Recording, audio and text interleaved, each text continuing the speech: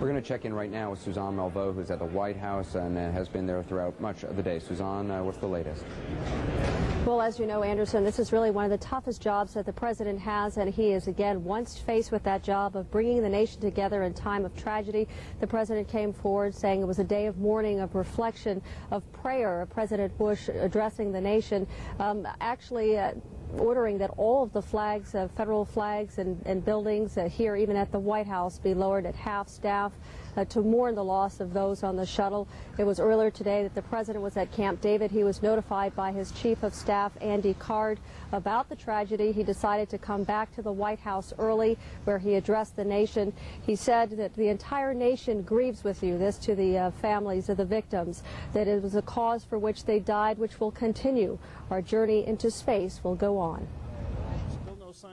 In an age when spaceflight has come to seem almost routine, it is easy to overlook the dangers of travel by rocket and the difficulties of navigating the fierce outer atmosphere of the Earth. These astronauts knew the dangers, and they faced them willingly, knowing they had a high and noble purpose in life. Because of their courage and daring and idealism, we will miss them all the more. The president, before making that address, called a private call, conference call to the victims' families at the Kennedy Space Center. They were all gathered around a speakerphone. The president, we were told, quite emotional during that call. White House aides telling us, and he was saying here, we express our love and appreciation for all those who died today. I want the loved ones to know there are millions of Americans praying for you, including me and Laura. We are also told that he said, it was an incredibly tough day for you. May God bless you all. I wish I was there to hug, cry, and comfort you. We are told by someone who was in the room with the president at that time when he made that call, standing at his desk in the Oval Office, that he left his staff momentarily, a rather poignant moment. He was somber, and he left to the residence where he excused himself for some time and then returned to be briefed by advisors. We're also told that the president talked with the Israeli Prime Minister Ariel Sharon to give his condolences for the Israeli who was lost on the shuttle. And we were also told that the president received a number of calls from world leaders, including world leaders from Mexico, France, Russia, and Canada. Should also mention, too, Anderson, it was quite a busy day here at the White House. We saw National Security Advisor Condoleezza Rice coming and going. We also saw Chief of Staff Andy Card. As you know, the Situation Room was up and operational in full gear today, as well as the new Secretary of Homeland Security, that being Governor Tom Ridge. He was here, and one of the first duties that he has been charged with through executive order of the president is to designate and to coordinate just what is going to happen in times like these domestic crises, not only in a situation, a terrorist situation. He designated FEMA as the lead agency to take on recovery, as well as NASA taking on the investigative role. Anderson? Suzanne, I'm wondering, Kelly Wallace earlier was reporting that the Palestinians, the Yasser Arafat, has been trying to send his condolences. I'm wondering if the White House had received that or had any public comment about that. We haven't received any public comment about it, but we do know that Yasser Arafat sent a letter to the White House. Not really sure whether or not it's been received or just how it has been received, but the president spending his day in the residence with the First Lady after addressing the nation, emphasizing that this is really a time of unity, not only for the American people, but for the world as well. Suzanne Malveaux, the White House, thanks very much. The tragedy certainly touches all of us. We are joined now in Washington by a man by the name of Michael Bond. He was director of the Situation Room in the Reagan White House when the Challenger disaster occurred in 1986. Mr. Bond, thanks very much for being with us. Thank you. It's a pleasure to be here.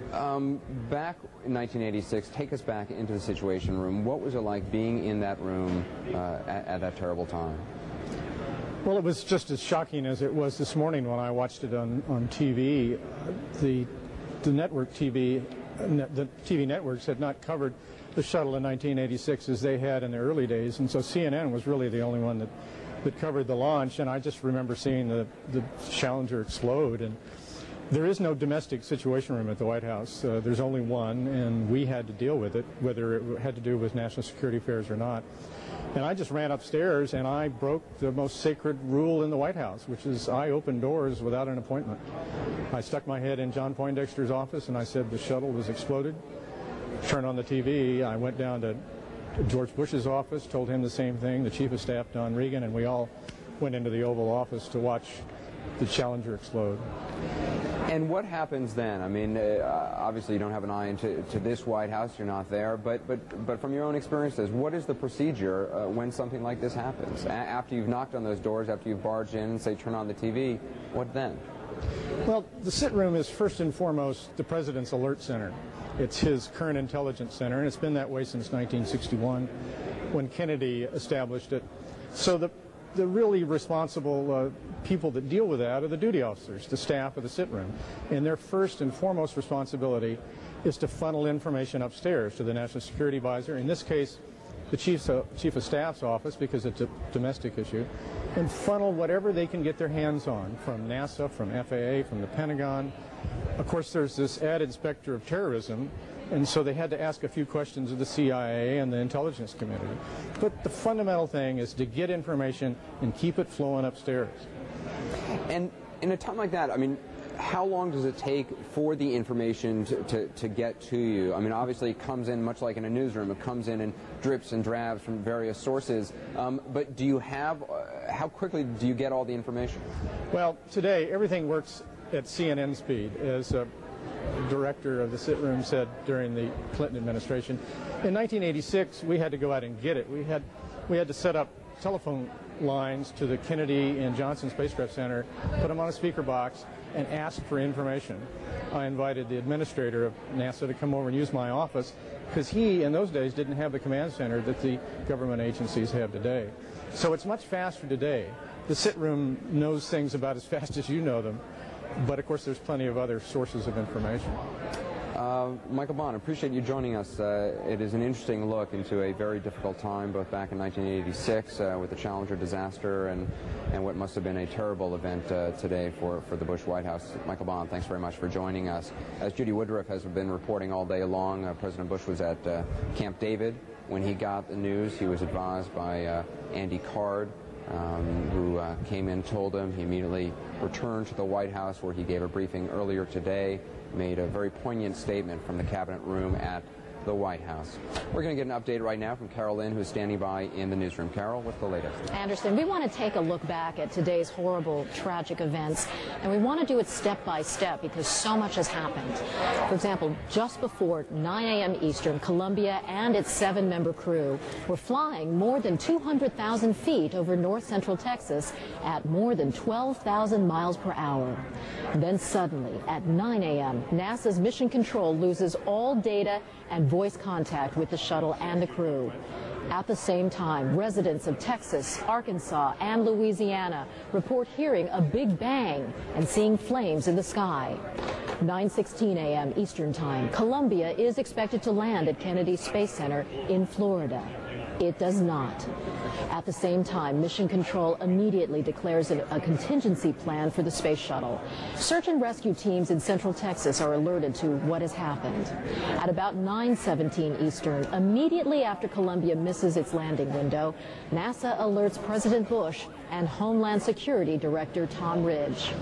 Following this, President Bush leaves Camp David for the White House. Director Ridge begins calling authorities in Central Texas and nearby states about fallen debris. With more information gathered from data and pictures, NASA Administrator Sean O'Keefe makes a statement. He calls the incident, quote, a tragic day for the NASA family, the families of the astronauts, and the nation. Less than an hour later, at 2:08 p.m., President Bush speaks to the nation. He honors the fallen astronauts, saying they had a high and noble purpose in life. He says because of their courage and idealism, we will miss them all the more. And please stay with CNN for live coverage of the Columbia disaster throughout the evening. Anderson, there is so much to talk about. I know that you've been covering the ground, and we've got teams all over the country, but still, they are not confirming. They still won't know for several days, if not months, exactly what happened to the shuttle. Well, that is certainly true. The investigation, as many of our reporters have been telling us, could go on for years even. It is simply too soon to tell. Carolyn, thanks very much.